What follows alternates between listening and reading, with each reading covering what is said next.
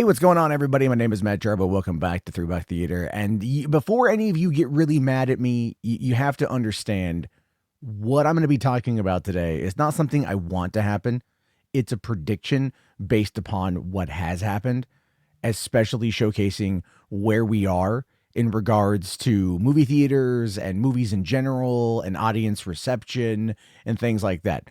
Okay, don't shoot the messenger if I'm right, but I hope that I am wrong. And I want to talk about why James Gunn's Superman is probably going to bomb, at least according to the trades. This movie is largely going to underperform. It won't hit $1 billion.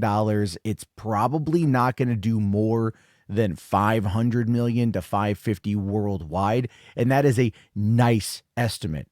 We're not going to see Man of Steel numbers here. I'm sorry. I hate to break it to you people out there. And I'm a gunhead. If you want to label me as something, you can label me as an ardent James Gunn supporter and defender. Okay. And I have gotten a lot of crap for being a James Gunn supporter and defender, but I'm also not going to lie to you about where I view things right now. So the reason why I want to talk about this right now is we just had this new 30-second spot pop up today, this television spot called Superman Icon, and it gives us a little bit more in regards to footage, and by that I mean like mostly this shot right here of David Corenswet, obviously with unfinished CG, flying as Superman. This is not David Corenswet specifically. What I mean by that is this is simply CG. This is simply CG. You can look, there's no way to look at this and to go, this is not CG of him flying. This might be a composite of like him doing wire work, but this is definitely going to be a CG. And I'm not talking about like the background. I'm literally talking about his face. There's a reason why right now a lot of people are asking the question, why does Superman look like Jim Halpert from The Office? Like, what is going on with this shot? And that, on top of the things that James Gunn keeps saying about this movie in regards to canon, and by that I mean like the DCU as a whole, it's setting the stage, it's priming the pump for audiences to be very confused when they go to theaters this summer to see this movie. That is, if they choose to go see movie this summer, or any movie this summer. I want to kind of touch upon really quickly why I think the entire summer season might take a big hit. Right now, with the current administration coming on in and talking about tariffing Colombia based upon some political stuff that could directly impact coffee. Coffee is a big thing in this country. It's a big thing with a lot of people. If coffee prices start going up, people are going to get more agitated if they start buying cheaper coffee and not the kind that they are chemically addicted to, because all of us love caffeine. That's something to consider, like literally. Eggs have skyrocketed in price largely due to the avian flu, and that may not be coming down at all anytime soon. We are just in a bit of what could be seen as an economically questionable situation. Never mind, things could pick up. I don't know. Things could pick up, but people are going to start being a bit more cautious, especially as we start getting into the summer season and gas prices start creeping back up to north of $4 a gallon, at least nationwide. That is going to be something that you have to consider. People will always justify entertainment costs. They always will. But I recently put out an article on my Substack, which if you haven't been checking out my Substack, you probably should. It's podiocommentary.substack.com. I started talking about the importance of physical media, especially in the age of streaming, because streaming has now started raising its prices. Netflix just raised its prices again. Disney's going to raise its prices. Hulu's raising its prices. Max will probably raise its prices. All of these things are going to raise their prices. That, again, is going to put a bit of an economic struggle on a lot of people. Never mind, people who like to buy physical media are starting to see those prices increase as well, because it is really kind of like putting into a bit of a niche market. All of that, the reason why I bring all of that up is because it will directly tie into how movies like Superman perform at the worldwide box office this summer. The other thing you have to consider here is just that Superman in and of itself has not been the biggest box office drop. Okay, if you go back and you look at 2006's Superman Returns, that had a domestic gross of $200 million and a worldwide gross of $391 million. That was 2006. 7 years later, in 2013, Man of Steel came out, and that did $291 million domestically $668 million worldwide. Batman v Superman somewhere in the neighborhood of around $850 million. That could have done a lot more had they not botched that release with that very underwhelming theatrical cut. But then again, that is a whole other topic about Zack Snyder, which we're not going to get into. But Superman itself has not been that big of a draw. And this Superman movie is going to rely heavily on cameos. And that is going to be something, I'm sorry, James Gunn calls them character moments, but let's be fair, they're glorified cameos. And the thing is, people might go, but Deadpool and Wolverine had a ton of glorified cameos. And that movie did over $1 billion. Yeah, but those were cameos from characters from franchises that we already know and we already love. So that doesn't apply here when you're trying to introduce, Hawkgirl, but it's not the Hawkgirl from Legends of Tomorrow. When you've got Guy Gardner from Green Lantern, but it's not Hal Jordan from Green Lantern. When you've got, all like Lex Luthor, but it's not, I don't know, it's not Jesse Eisenberg. Well, that's probably better that it's not Jesse Eisenberg, even though I liked him in the role. But that being said, this movie has a massive uphill battle. It has to establish a universe. It has to establish all of these characters while giving an emotionally charged story that's exciting to audiences to get them to return to the cinema multiple times. Problem with that is, though, is it releases on July 11th. What comes out the week before that is Jurassic World Rebirth. Now, people might be going, no one cares about Jurassic World. No one gives a shit about Jurassic World. The last movies were terrible, yada, yada, yada, yada, yada. Let's just look at the data. The original Jurassic Park worldwide gross, $1 billion in 1993. Okay. The second two, Lost World, $618 million. Jurassic Park 3, $368 million, but that was in 2001. Then 2015, 14 years later, Jurassic World comes back, dominates the box office for that year, highest grossing film of that year, $1.671 billion, dethroning Age of Ultron. Jurassic World Fallen Kingdom comes out 3 years later, $1.3 billion. Jurassic World Dominion comes out $1 billion. The last three movies, while having a diminished return from that initial $1.671 billion, have all gone on to make $1 billion.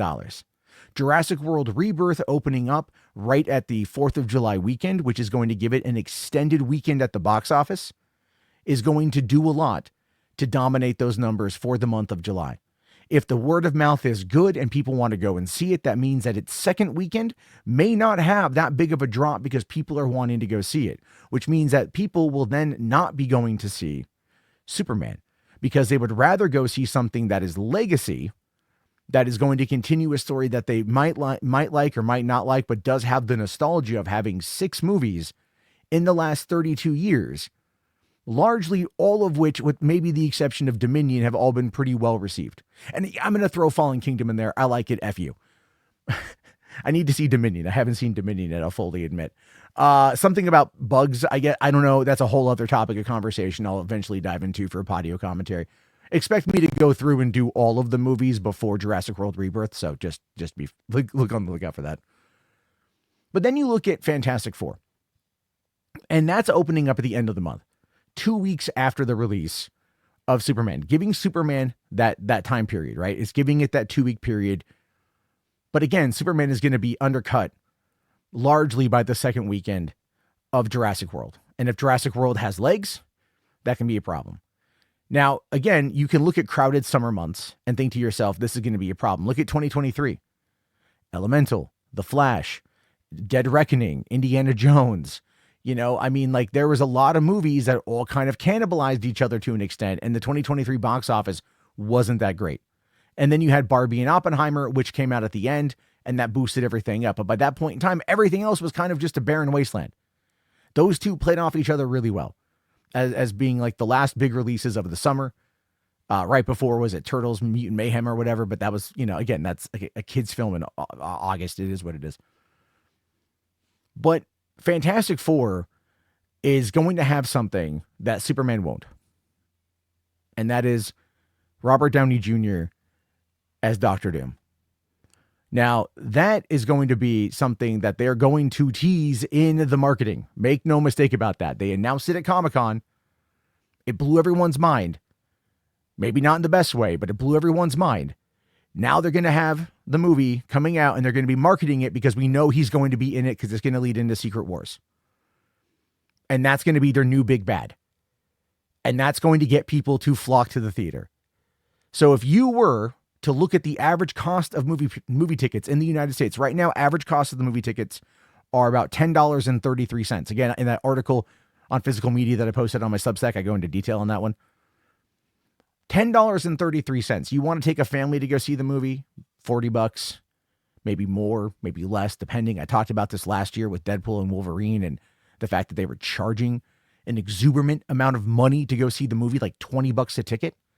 People are going to start picking and choosing which entertainment they want to justify spending the money on. Jurassic World, it's dinosaurs. People love dinosaurs. Make no mistake about that. Fantastic Four, yeah, its other three films have done marginally not great. Okay, the original did $333 million worldwide in 2005. The sequel did $301 million or $302 million generally worldwide in 2007. And the 2015 reboot did $168 million worldwide, and that movie was bad. But that's been so far removed now. 10 years later, Fantastic Four is back, now in the Marvel Cinematic Universe, now with Robert Downey Jr. as Dr. Doom, as already established as being in the movie. And we're probably going to see some reference to him in the marketing that's going to lead into the post-credit scene. People are going to go and check that out. If I were Warner Brothers, and I know the marketing has already begun, but if I were Warner Brothers, I would absolutely positively move Superman to someplace else. Move it up. Is there a time you can drop it in June? Can you move it up to June? Or if you have to, can you delay it to like October? You know, I don't know. I don't know. June, you've got Superman Day, getting that manufactured Warner Brother holiday to announce the release of Man of Steel in 2013. That is Superman Day. I'm not even kidding you. That's what it was. That's what it was made up. It was literally a marketing gimmick to promote the release of Man of Steel and everything. I don't know. Move it to that day. Move it. Move it. Move it to Labor Day weekend. Give it a shot there. Make sure nothing else is around it. Because otherwise, it's going to get gobbled up by the previously established competition. And then you've also got Mission Impossible: Dead Reckoning, Final Reckoning, somewhere in the mix. Somewhere in the mix. And that, if that's even at the same time, that's going to blow up as well. Superman is poised to bomb or to flail. And it's something that Warner Brothers and James Gunn needs to absolutely 100% pay attention to and be ready for. And I think fans need to be ready for the same thing. If it does not do well, that does not mean it's a bad movie. It just means that that looking just at the box office and the trajectory of these films and the characters, it is not poised for success. Anyway, your thoughts, your opinions. If you made it this far, type in Superman in the chat so I know. Be sure to check out the Substack, podiocommentary.substack.com. I'll talk to you guys later. Have yourself a great day. Thank you again, and peace out.